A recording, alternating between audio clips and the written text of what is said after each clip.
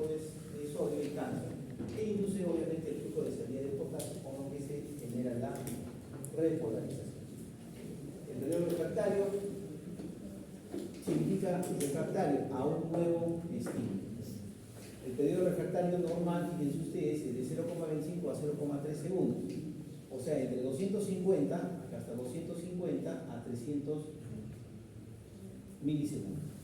¿Ya? Es lo que dura el potencial mejor dicho, el periodo refractario. El periodo refractario relativo, que es este aquí, el relativo, tiene una duración de 0,050 segundos o 50 milisegundos. Y en las aurículas este periodo de 0,15 segundos. ¿Por qué? Porque en una fibra muscular es más rápida que en el nodo sinusal.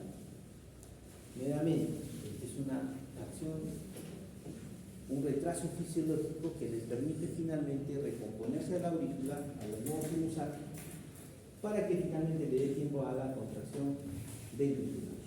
¿Listo? Por eso son esos retrasos fisiológicos que ocurren.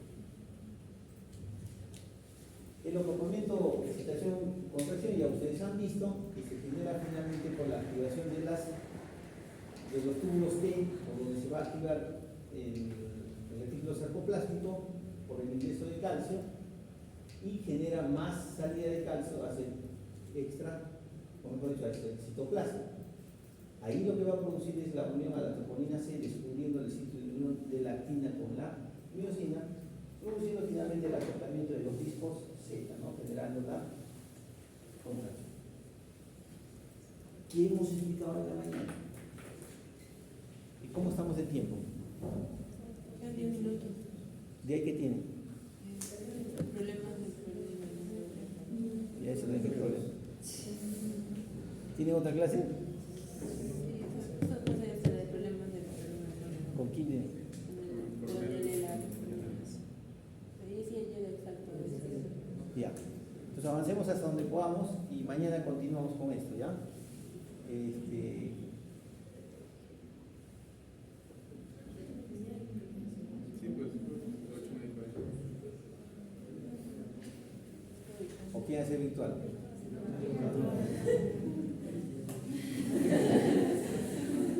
En la noche. No, mañana a la misma hora.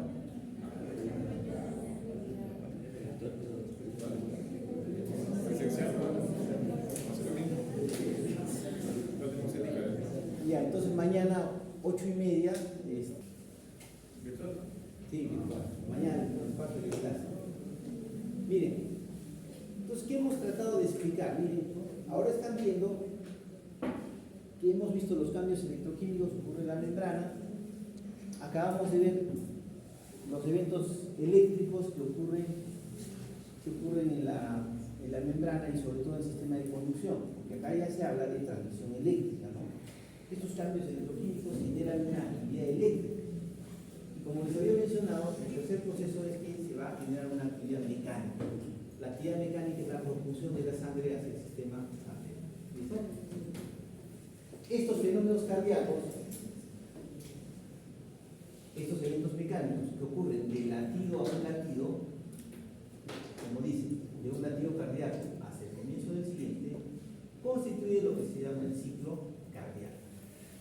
¿Qué cosa es el ciclo cardíaco? Es la secuencia de eventos mecánicos que se producen con cada o durante un latido cardíaco. La palabra sístole significa contracción en griego y la palabra diástole deriva de dos palabras: enviar y dejar, o sea, despachar hacia un punto lejano. El ciclo cardíaco empieza cuando el nodo sinusal inicia el latido cardíaco. Gracias a lo que hemos explicado, existe un retraso fisiológico de aproximadamente 0,1 segundo durante el paso de la aurícula hasta el ventrículo. Y esto permite que las aurículas se contraigan primero, generando las bombas de sebado. ¿Sí? Lo que yo necesito, jóvenes, es que ustedes traten de explicar este gráfico, que es el gráfico del ciclo cardíaco. ¿Ya?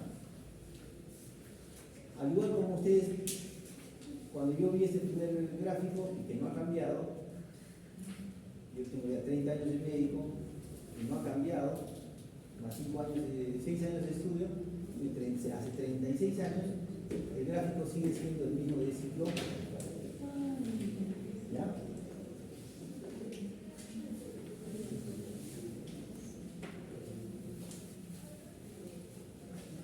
Nos quedan 10 minutos de la. Bien. Este gráfico representa la mayor explicación fisiológica de la unión de los eventos eléctricos, eventos de presión y cambios de volumen que ocurren en el corazón. Lo que está representado en este gráfico es solamente la traducción fisiológica de la actividad entre dos latidos cardíacos. El primero está aquí, es esta primera sístole, después viene la diástole y finalmente la segunda sístole. En ello, ¿qué cosa vamos a ver? Este ciclo cardíaco. Lo primero que vamos a ver son los cambios de volumen que van a ocurrir a nivel de los ventrículos. Y ese cambio de volumen de los ventrículos lo vamos a ver aquí en el color rojo, en esta curva de color rojo. ¿Qué debemos entender? Primero, con cada sístole, el volumen ventricular, como se expulsa, obviamente tiene que bajar. Y en la fase de la diástole, el volumen ventricular empieza a subir. ¿Ok? Entonces, eso es lo primero que tenemos que saber con relación a la curva de volumen ventricular que existe entre dos sístoles. Todo volumen en una cavidad genera presión, ¿no es cierto? Entonces, lo segundo que ocurre es de que tenemos que conocer qué pasa con la presión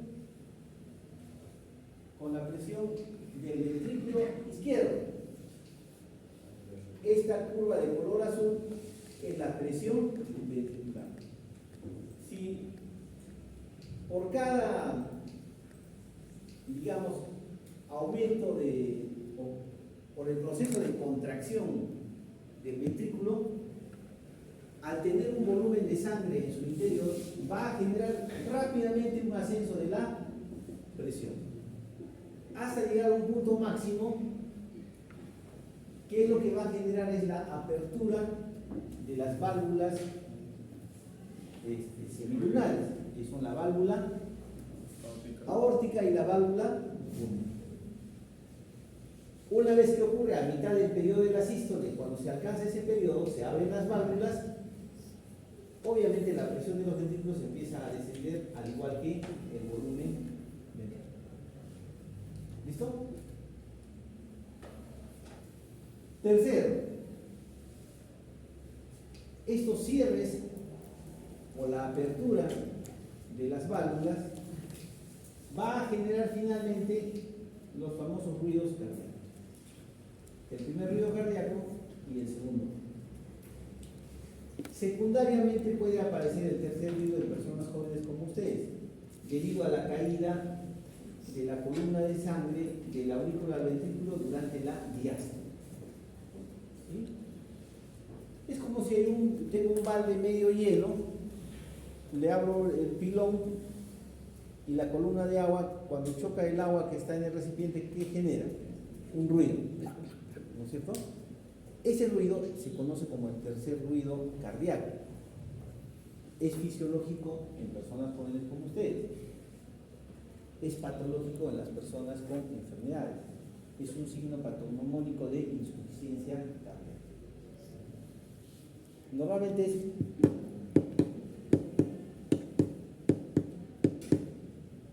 cuando escuchamos el tercer ruido es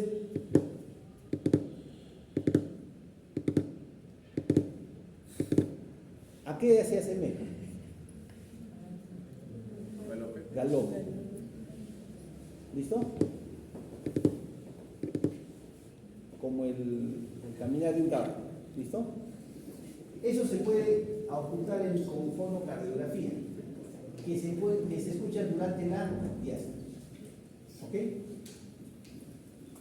Ahora, recuerden que ese volumen de sangre, como es al superar esa presión arterial y aperturar la válvula aórtica y la pulmonar, va a generar también un aumento de la presión. ¿En dónde? En la arteria aórtica. Es esta curva que está en negro, es la curva de presión aórtica, que tiene una característica, va a tener la llamada incisura dícrota.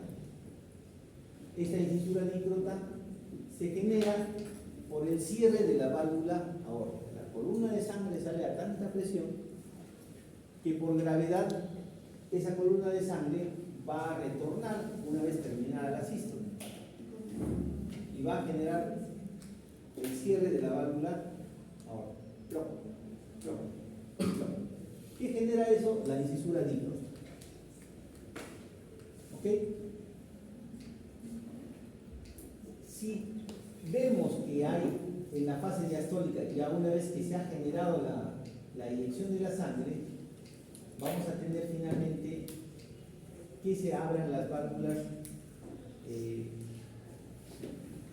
mitral y tricuspide para que se produzca finalmente el llenado de los ventrículos. Eso va a generar las llamadas ondas de las ondas venosas. La onda A, vamos a ver qué cosa es la onda C y la onda B. Pero la onda A tiene que ver con la contracción auricular. ¿Listo? Y finalmente, el registro eléctrico de cada actividad tiene que ver con el registro del electrocardiograma, que representa la actividad eléctrica previa al evento mecánico que vamos a hacer. ¿Okay? Muy bien. Hasta el colegio hemos aprendido que esto es sístole y es diástole. Sístole es contracción, diástole es relajación. ¿Sí? Pero no es así. Tenemos siete fases del ciclo cardíaco. Solamente la sístole tiene hasta 4 fases importantes. Primero, la fase de contracción auricular. La fase de segunda es la contracción isovolumétrica. La tercera es la fase de eyección ventricular rápida. Y finalmente la fase de eyección ventricular lenta. Cuando decimos isovolumétrica, iso es igual, volumen igual, quiere decir que no se ni va a aumentar ni va a disminuir el volumen. ¿Listo? Es como si el músculo dijera, ah, mira, tengo esta cantidad de sangre, ¿no?